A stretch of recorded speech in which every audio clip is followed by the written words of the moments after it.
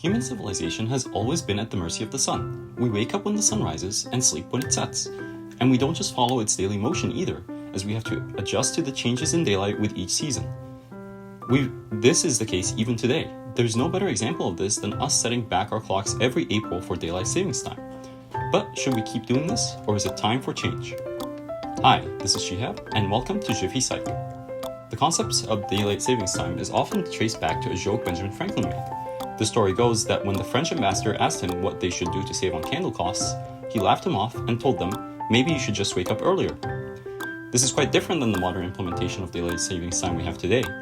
The modern form of daylight savings time emerged in the 20th century, driven by economic considerations during World War I.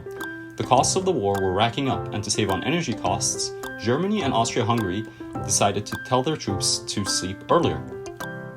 This was implemented nationally in 1916, and other countries didn't want to be left out in the cost savings, and so Europe and America followed, and soon it became a pretty worldwide thing. But it wasn't just about saving money. When the idea of British summer was first proposed at the British Parliament in 1908, the debate was not about saving costs. Instead, the Parliament men talked about reclaiming the life of workers had outside of factories and restoring natural rhythms to people in the summer. Medical professionals would swear up and down about the benefits of this change.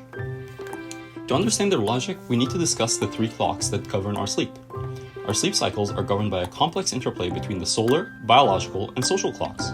The solar clock is pretty simple, as it just refers to the position of the sun in the sky as the Earth rotates. But the solar clock is not always constant.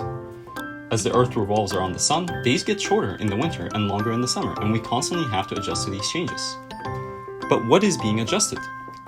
Well, that is the biological clock, which refers to the physiological changes we go through throughout the day that help us fall asleep. These include hormone levels such as cortisol and melatonin changing as we get closer to sleep, as well as neurological clocks existing within the brain. By some complicated genetic mechanisms, the biological clock adjusts normally to the solar clock to match it when exposed to light.